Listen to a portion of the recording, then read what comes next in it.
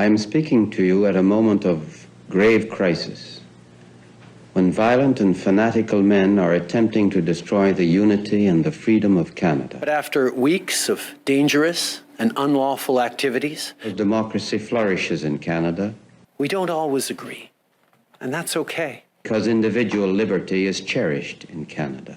Hey, February 18th, 2023, Marcel IrnieracingNews. I'm showing you the remainder footage of Trudeau's speech, but I've also included lots of information that is going to be very relevant, so make sure you watch to the end. Okay, cheers. Following today's report, do you have any regrets about calling Ottawa protesters a fringe minority? Yeah, I wish I had said that differently.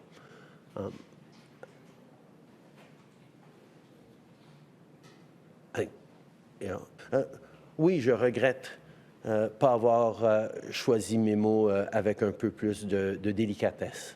As I look back on that and you know, as I've reflected on it over the past months, not just freshly from this commissioner's report, I wish I had phrased it differently. The fact is, there is a very small number of people in this country who deliberately spread misinformation and disinformation that led to Canadians' deaths, that led to excessive hardship in people who believed them. And I really want a straight answer, yes or no, and I'm looking forward to it. Thank you very much. Regarding the question around, did we know about stopping humanisation before it's entered the market? No. We had to really move at the speed of science. Hey guys, I'm just going to insert this information for everybody who doesn't know the context of this Pfizer executive. Her name is Janine Small, and she is Pfizer's president of international developed markets. Okay, October 11th, 2022, and it was at a hearing for the European Union's COVID-19 response. The fellow asking her the question, his name is Robert Roos, okay, and he's a member of the European Parliament, an MEP. Now, I'm going to show you the clip, okay? Again, boom. So a question then for you, Ms. Small, where I would like a clear answer, please. So there are no misunderstandings. Was the Pfizer COVID vaccine tested on stopping the transmission of the virus before it entered the market? If not, please say it clearly. If yes, are you willing to share the data with this committee? And I really want a straight answer, yes or no, and I'm looking forward to it. Thank you very much. Regarding the question around, did we know about stopping humanisation before it's entered the market? No. We had to really move at the speed of science to really understand what is taking place in the market. And from that point of view, we had to do everything at risk. I think our Dr. Bourla, even though he's not here, would turn around and say to you himself, if not us, then who?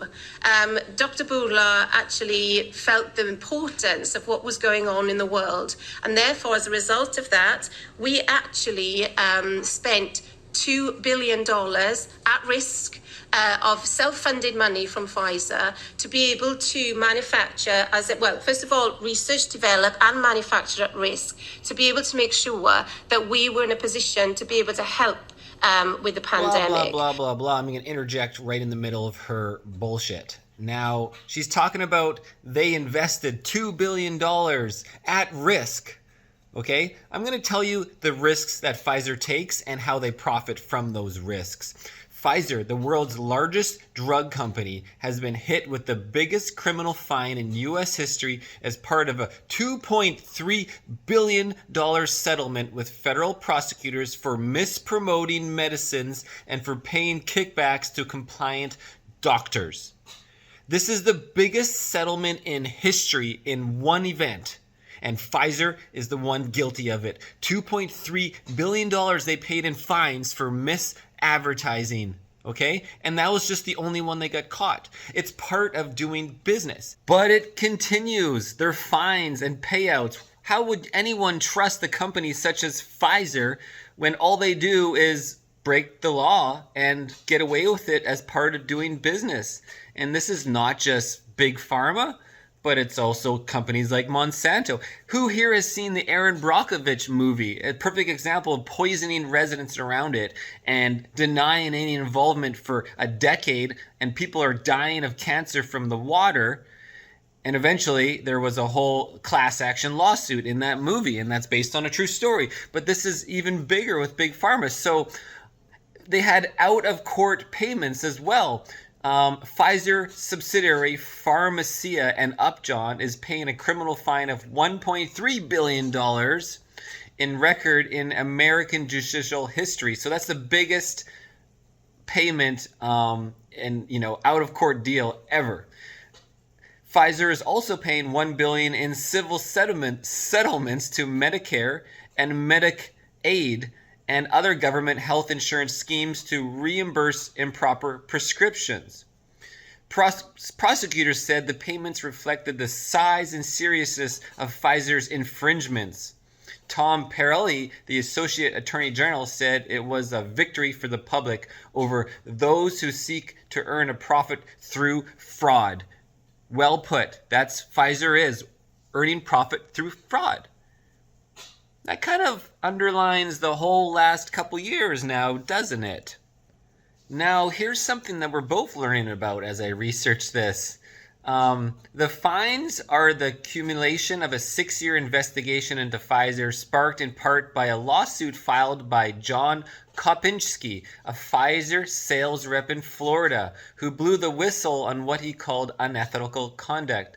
Now, Mr. Kopinski, a Gulf War veteran, accused Pfizer of promoting Bextra, Bextra, so it's like Bextra, for problems far wider than its approved use. So he was told to promote it for something beyond its approved uses, which were for treatment of arthritis and menstrual pain. He contended that this put patients at risk of heart attacks, strokes, and blood clots. Now I quote, "At Pfizer, I was expected to increase profits at all costs, even when sales meant endangering lives.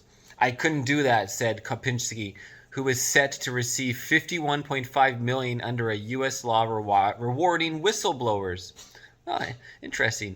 It's part of doing business because they're showing profits. I can't even remember. I think it's in the 50 billion range per year. Actually, Marcel, it was 57 billion profit in 2022 only from the vaccine. But they actually made $100 billion profit in 2022.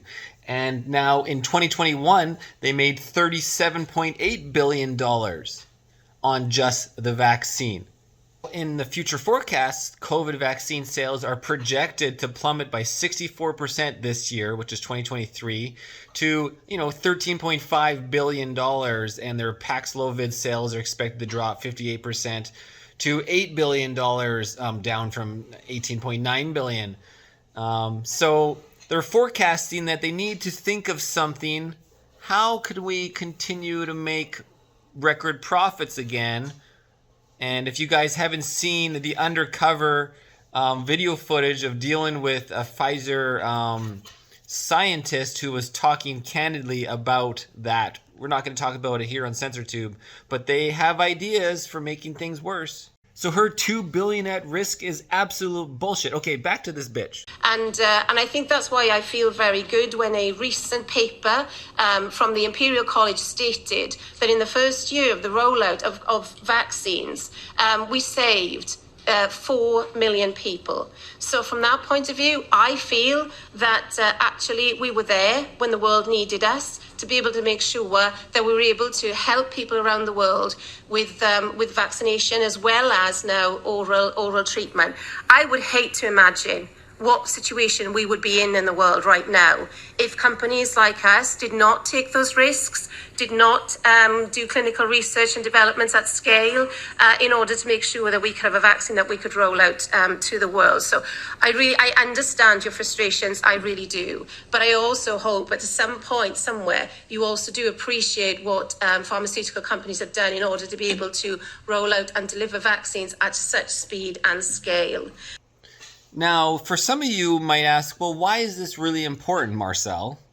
because the entire legal basis of the COVID passports, the ArriveCan, the ability to leave or enter a country such as Canada or the USA, the ability to go into restaurants, the ability to go to movie theaters, and in some cases, for some countries, the ability to go shopping at certain grocery stores was all based on the point of the vaccine and transmission. And so this proves it removes the entire legal basis for the COVID passport, the passport that led to massive institutional discrimination as people lost access to essential parts of society. This is shocking and this is criminal.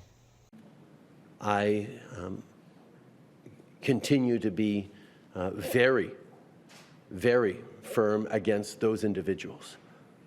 But that is a small subset of people who were just hurting and worried and wanting to be heard. And as much as I tried to emphasize throughout the time that, of course, we're always going to stand up for freedom of speech and freedom to protest peacefully, I wish I hadn't said something that was able to be spread larger. If I had chosen my words a bit careful, been more specific, I think things might have been a bit easier. Yeah. We know the way through this pandemic is by getting everyone vaccinated. And the overwhelming majority, close to 90% of Canadians, have done exactly that. The small fringe minority of people who are on their way to Ottawa or who are holding unacceptable views that they're expressing do not represent the views of Canadians who have been there for each other, who know. Truckers from all across the country gathered in the thousands, bringing with them tens of thousands more on a transnational road trip to Ottawa. The federal government has invoked the Emergencies Act to supplement provincial and territorial capacity to address the blockades and occupations. This allowed the government to freeze bank accounts, forcibly manipulate others to do their bidding with or without their consent, to commandeer tow truck companies against the conscience rights of the owners, and to stomp on our civil liberties, quite literally in some cases. In your opening remarks, you mentioned that the government will deal with the recommendations within the year, but one of the recommendations is to have actually a plan in place within the next 6 months of how you're going to deal with the recommendations. Can you at least commit to having a plan in place within the next 6 months? Yes. The Emergencies Act requires several things. One, it could be invoked due to espionage and sabotage.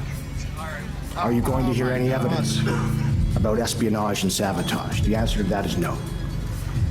Two, it could be invoked on the basis of clandestine or deceptive foreign influence, or foreign influence that involves the threat to a person. Are you going to hear evidence about that? The answer to that is no. It also could be invoked on the basis of threats or use of acts of serious violence against persons or property. Are you going to hear evidence of violence against persons or property? The answer is no. Lastly, it can also be invoked if there is a group or persons trying to destroy or overthrow by violence the system of government of Canada.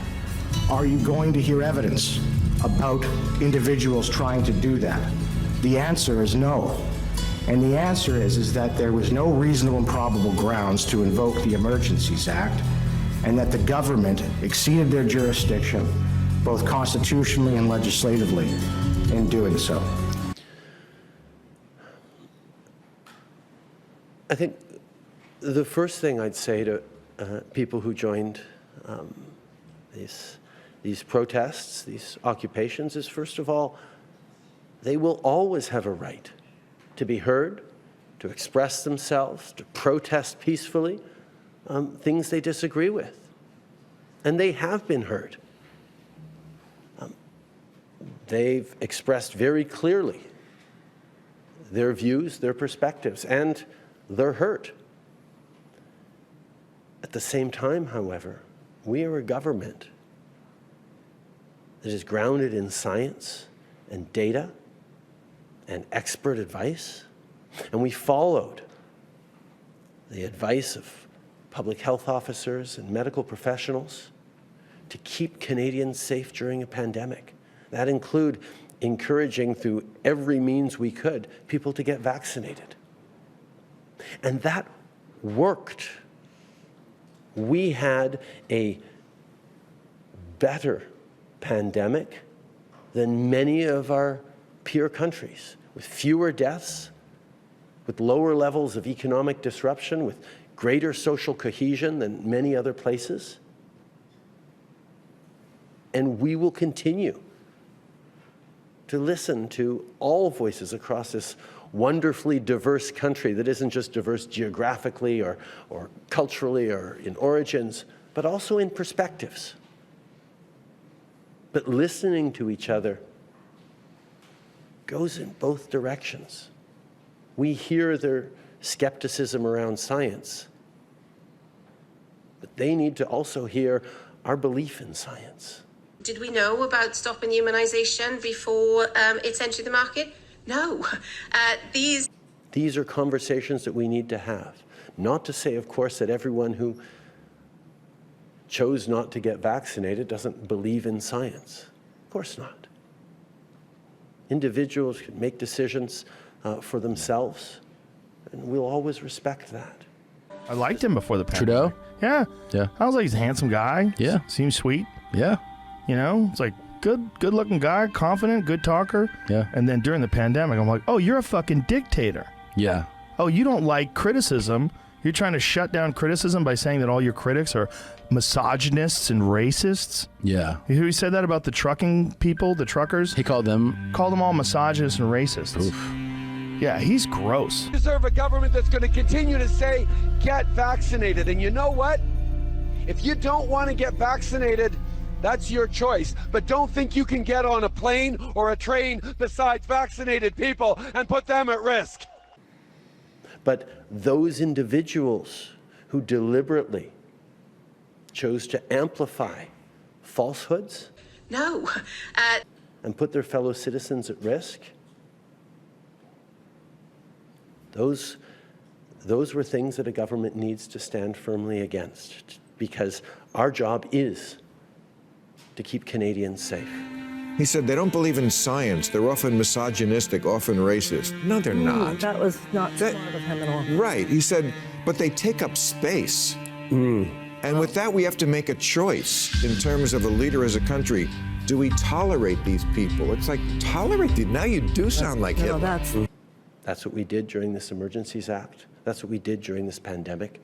That's what we will continue to do. Thank you. That will conclude today's press conference. Merci, ça va mettre fin à la conférence presse.